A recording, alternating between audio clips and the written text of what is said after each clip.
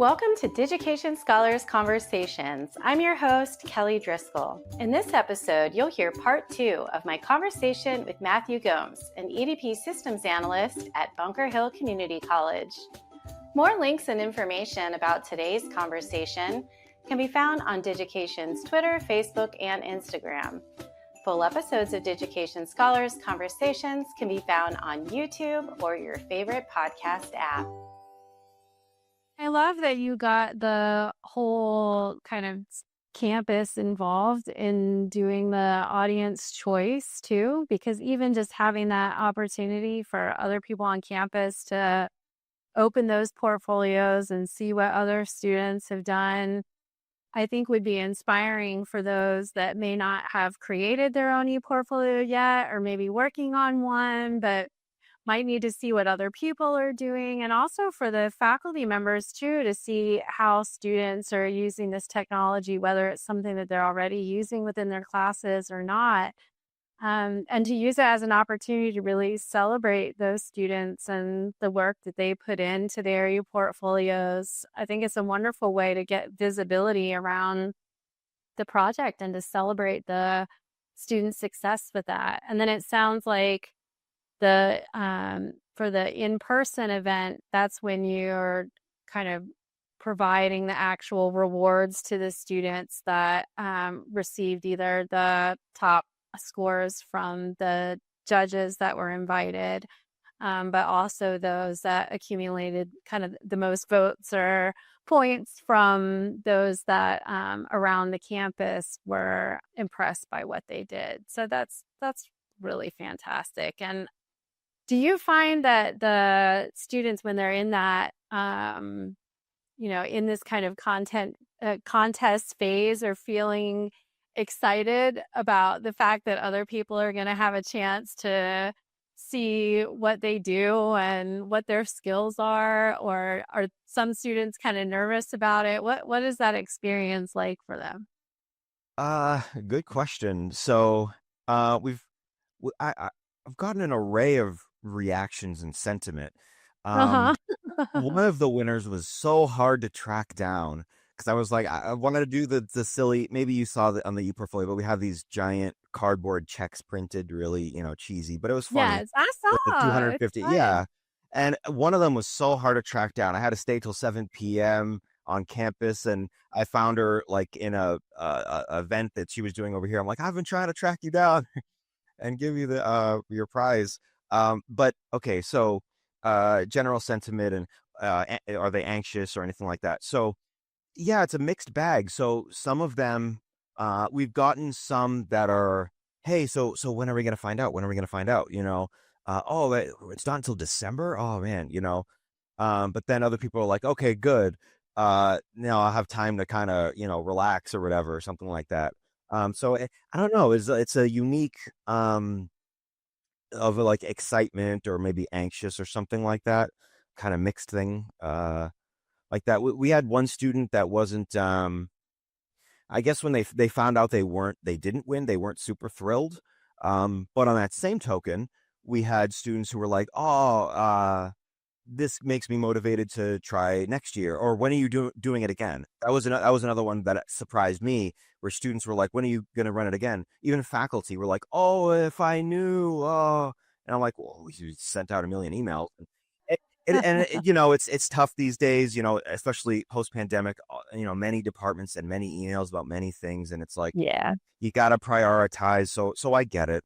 It's really tough when everybody's trying to promote their, whatever's going on in their areas as much as they are, for them to notice our thing, which is fine.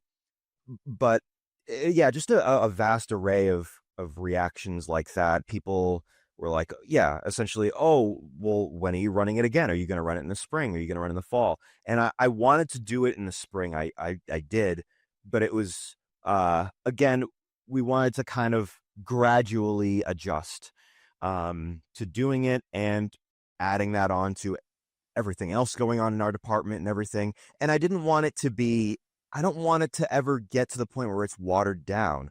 That's one of the things that especially, oh man, this September is so hard to do. obviously, and every other college knows how brutal Septembers can be. It's the first month back on the fall, and it's very, very busy.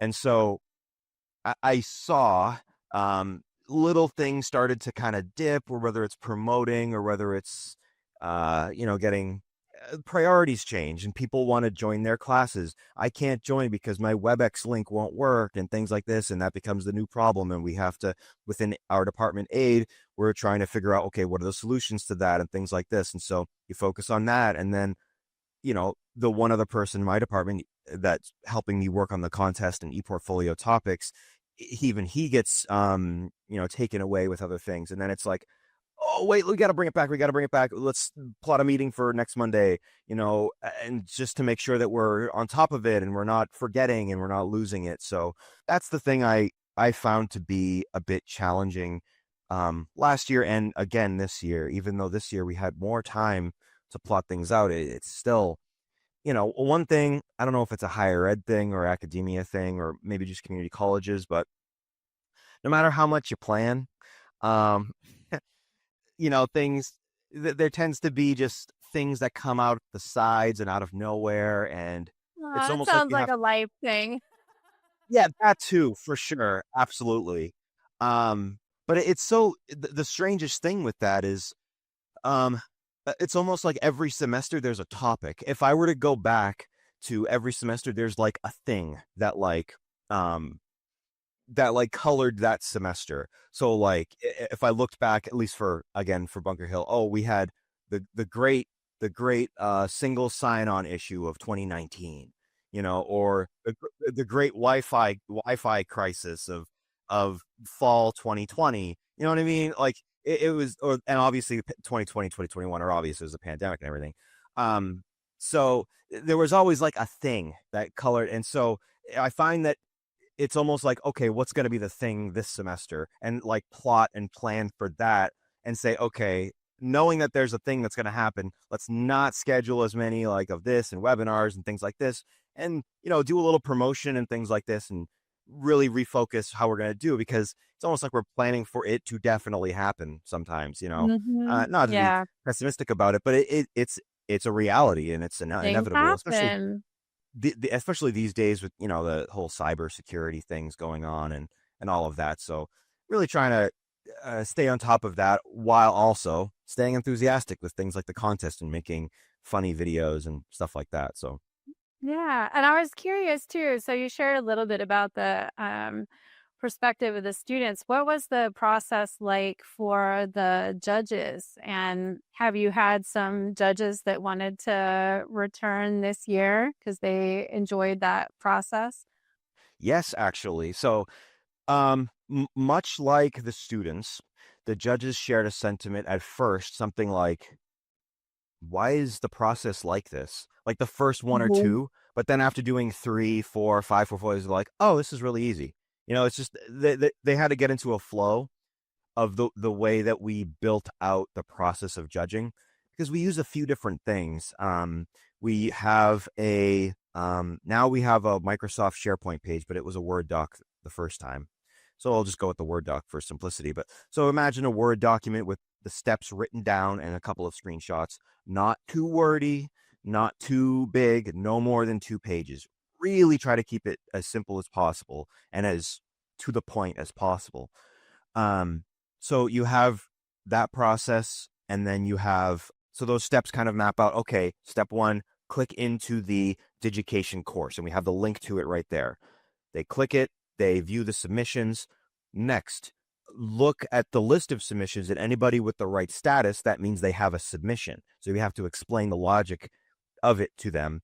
That means they have a submission. Click the button and click this view ePortfolio submission button as well, but make sure you click the latest one and not the previous one, because students can submit multiple times. You can see the date timestamps listed.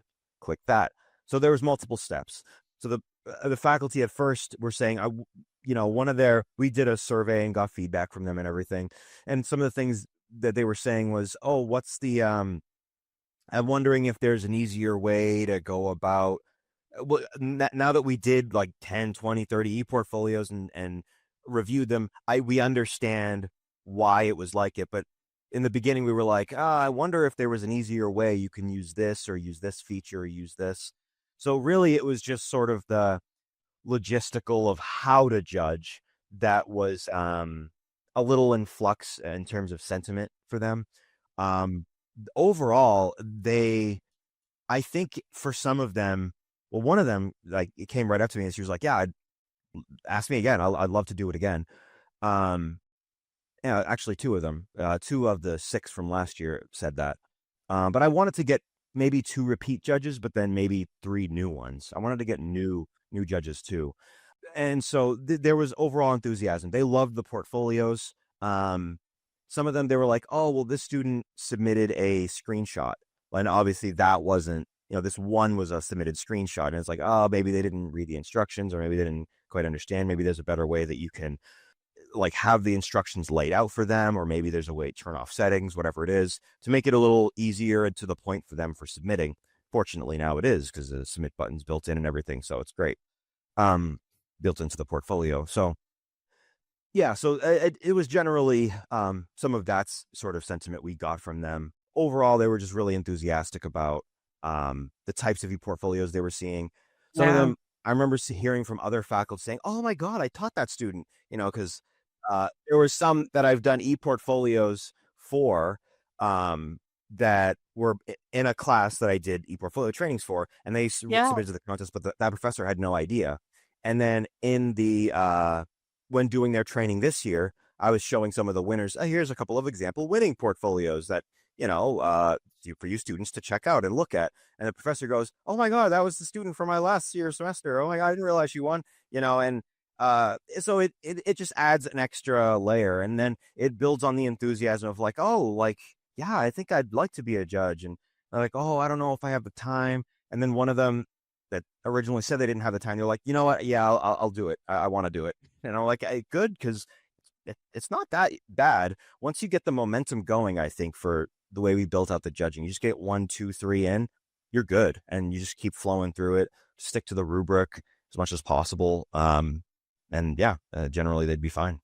Yeah, and I'm thinking, hearing about the process too with the new Digication Cora courses, that judging process will probably be even easier for the judges, be able to just kind of move from one submission on to the next. And so I'm excited about that too. And, and looking at the showcase or the winners that the judges chose, and also those that were the audience choice too. I mean, the quality of the work that the students were sharing and their experiences were so inspiring. And I know there was one that I read who was, I believe he's economy or economics major, and was talking about how, his background and kind of family history and what's led him to what he's studying today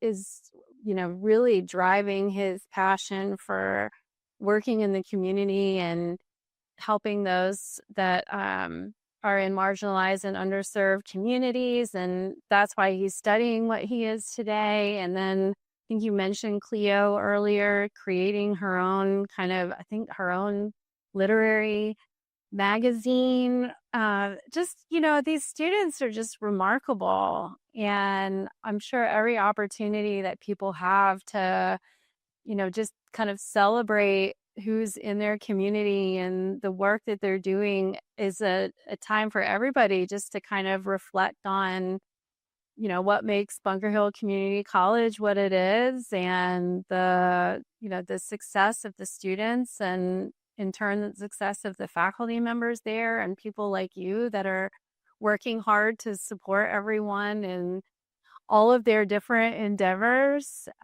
So a huge congratulations really to all of you. And I hope that you feel very proud about what you've done in your role for everyone, and all of the work that you're doing in creating this opportunity for students to celebrate what they've done and the success of their peers. It's really remarkable.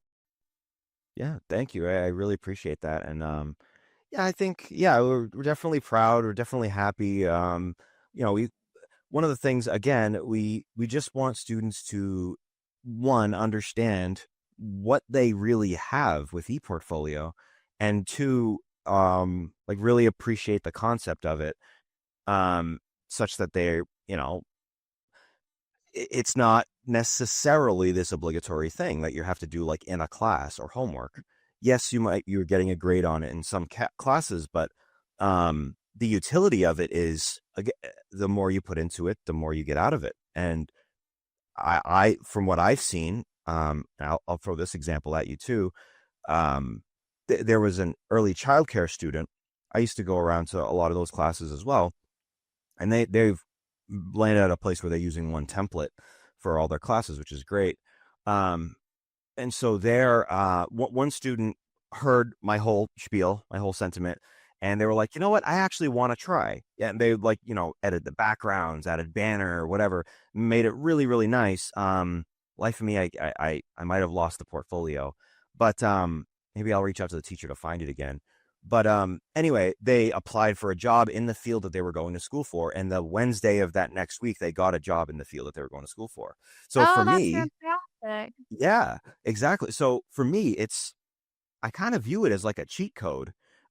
It's like, I mean, so, and I've been in search committees. I've hired people in our department, and I when you have a stack of 20, 25, 30 resumes, or applications, white page with black text, it gets kind of dry after a while. But I see one, and this is what I encourage students to do too. I see one with the name at the top, the address, phone number, and then they have the word website, or they have the word portfolio, colon, and the Yeah. link pasted next to it. And I'm like, oh, cool. I actually get to look at something now. And I can look at it and I see two eyes, a smile. I see them doing choir with a group of 20 people. Like, that has implicit, it implies I get along with people. I've worked medium to long term with a group of more than two people to make Right. one thing happen and create something. Like, all that's implied. What pictures worth 1,000 words, right? So all of that utility is great, and I think over time students are understanding this more and more. And so, yes, I think our department is very proud of ePortfolio, and very proud of what we've been able to do, and build enthusiasm for students. And we're only looking to grow it even more on the next coming semesters. And our department's a little behind, or our school's a little behind on getting Cora going, but I'm really excited for January when we launch it. So it's going to be great. Yeah. We've got your back there. Awesome. I know you all do. You guys have been so helpful, and I thank you all so, so much. Oh, well, we love working with your community. And, we know that as technology changes and transitions and upgrades happen, sometimes some schools need a little more time. And we're really excited to see how you put these new tools to work. I think it'll really fall in line very well with the way that you're already using the platform, and open up some more streamlined ways to do your assessments for sure. I can directly see how it would support some of the judging and viewing these submissions for the showcase. But I think it'll have a lot of power in the classes that you have using the ePortfolios also. So I'm thrilled. Yeah, totally agree. Thank you. I'm so excited. I can't wait. Good, good. Well, thank you again, Matthew, for joining me today. It was really wonderful to have a chance to connect with you, and get just so close to this kind of 15-year reunion of sorts, our anniversary of beginning our time working with your school, just doing wonderful things over this time, and very excited to continue that collaboration, and excited to share your story and your experience with others. Great. Thank you, Kelly. Appreciate it. This was great. Great. Take good care. Bye. You too. Bye now. Coming up next, we'll be chatting with Sharon Huang, recent graduate of Stony Brook University, where she received a BA in linguistics, an MA in teaching English to speakers of other languages, and an MS in speech language pathology. Here's a quick preview. I do genuinely think that college is absolutely what you make out of it. And that's a life lesson for how much life is what you make out of it. You know, the opportunities you take, the risks you take, the people you meet, and the connections you make, right?